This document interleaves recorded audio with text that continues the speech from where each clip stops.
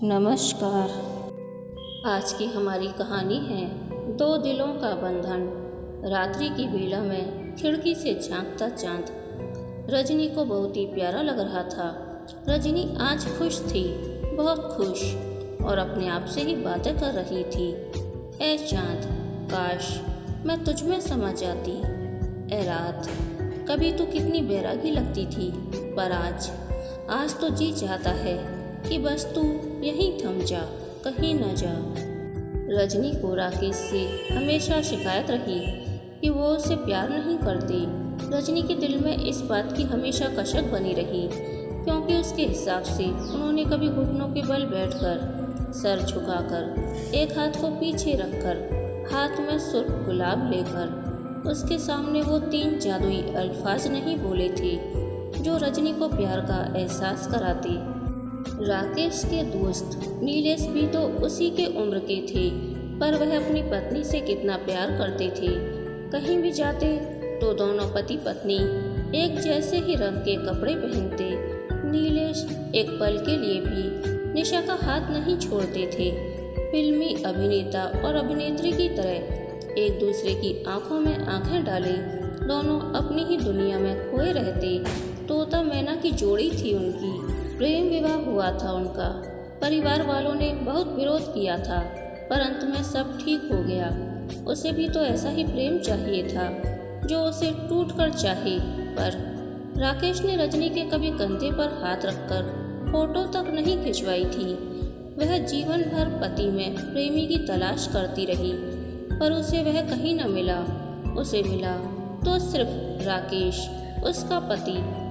शादी के पहले खूबसूरत लंबा कद, चौड़ा ललाट, रेशमी पलकों और मजबूत कंधों वाले पुरुष को देखकर वह सहज ही आकर्षित हो जाती। शायद वह उम्र ही ऐसी थी, एक सजा धजा सा प्रेमी जो उसकी हर हाँ में हाँ और ना में ना कहे, चुटकियों में आकाश से ताड़े तोड़ लाने की हिम्मत रखे। जब वह दिन को दिन कहे तो वो भी उसमें अपनी सहमति दे। पर वह प्रेमी में एक पति की भी तलाश कर रही थी। सच पूछो तो वह प्रेम के साथ एक सुरक्षित भविष्य को भी तलाश कर रही थी, पर उसकी यह तलाश अधूरी ही रही। न उसे प्रेमी में पति मिला और न ही पति में प्रेमी। हर औरत अपने जीवन में कम से कम एक बार ये अवश्य चाहती है कि कोई सजीला सा राजकुमार ना सही, हाड़ मांस का पुतला ही क्यों ना हो, उसके मन के किवाड़ों को हौले से खटखटाए और हृदय के उन 7 द्वारों से गुजरता हुआ प्रेम के उस अथाह सागर में डुबकी मारकर मन मस्तिष्क में हिलोर मारता हुआ गुजर जाए।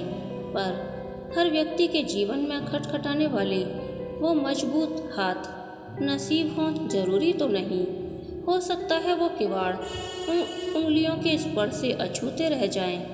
धाड़ खिड़की के टकराने की आहट से रजनी अपने सोच के दायरे से बाहर निकल आई। राकेश के माथे पर बाल बिखरे हुए थे। तकिए को कसकर सीने से दबाए वो नींद में मुस्कुरा रहे थे। चादर तन से खिसककर जमीन पर लौट रही थी। रजनी ने दबे कदमों से राकेश की तरफ कदम बढ़ाया और जमीन पर पड़ी चादर को उठाकर राकेश को उड़ा दिया। नींद में कितने मासूम लग रहे थे वो। क्या तुम मुझे प्यार नहीं करती? शाम को चाय पीते वक्त यही तो कहा था उन्होंने, और वह अचकचा गई थी जैसे राकेश ने उसकी चोरी पकड़ ली हो।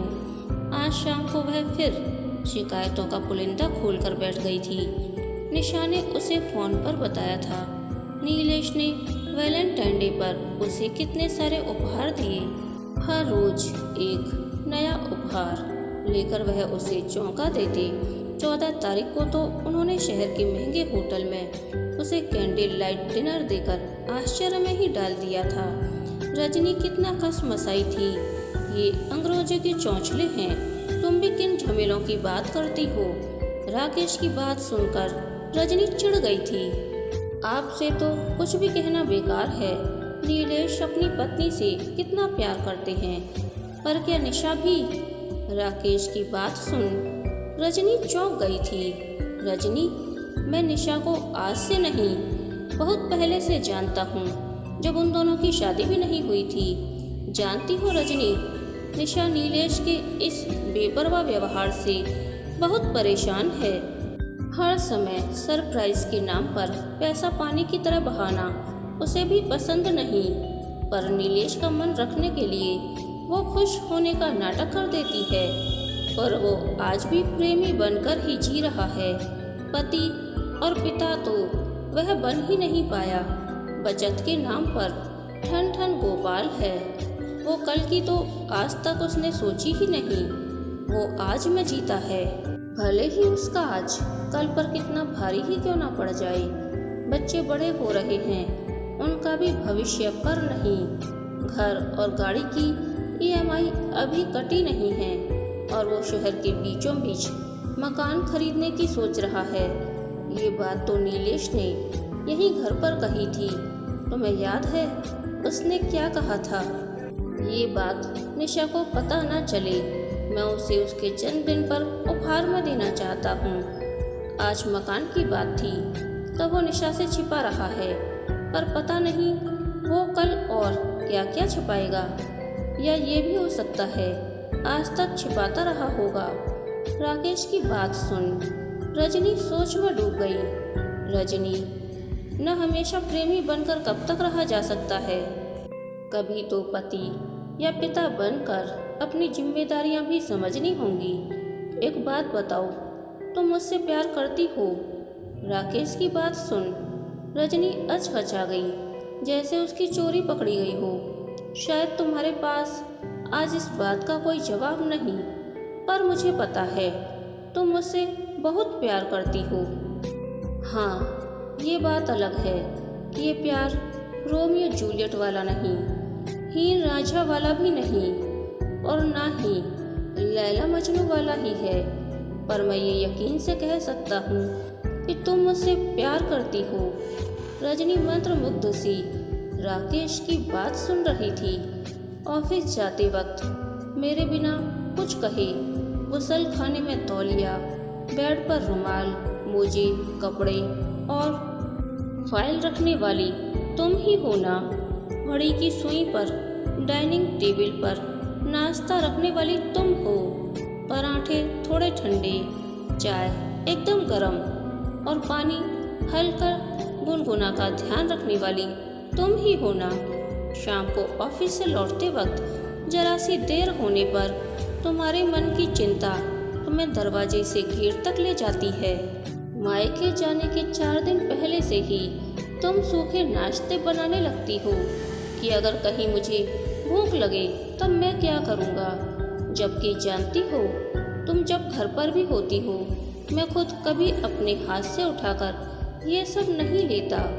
तुम ही मुझे हाथ में ज़बरदस्ती खाने के लिए पकड़ाती हो। बिजली का बिल, बच्चों की फीस या फिर राशन लाना हो, सबकी जिम्मेदारी तुम ही ने तो उठा रखी है, क्योंकि तुम मुझसे प्यार करती हो। नहीं चाहती कि ऑफिस की परेशानियों में उलझा हुआ मैं घर की उलझनों में दबकर रह जाऊं। रिश्तों के रेशमी जाल को उलझने से पहले ही तुम सुलझा लेती हो।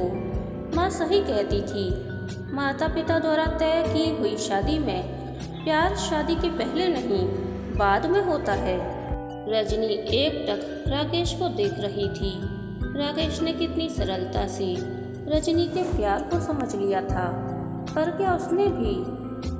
रजनी, विवाह एक एहसास है जो जीवन भर एक दूसरे को कभी तन्हा नहीं होने देता। जरूरी नहीं कि कोई आपके साथ चल रहा है तभी साथ है। जरूरी तो ये है कि किसी की मौजूदगी आपको कभी अकेला महसूस न होने दे। मेरे लिए तुम्हारा साथ कुछ इस तरह का है। राकेश सच ही तो कह रहे थे। उनकी हंसी में उसकी खुशी कब शामिल हो गई उसे पता भी नहीं चला। राकेश के दर्द और तकलीफ में उसकी आंखें भी तो न जाने कब और क्यों नम हो जाती हैं।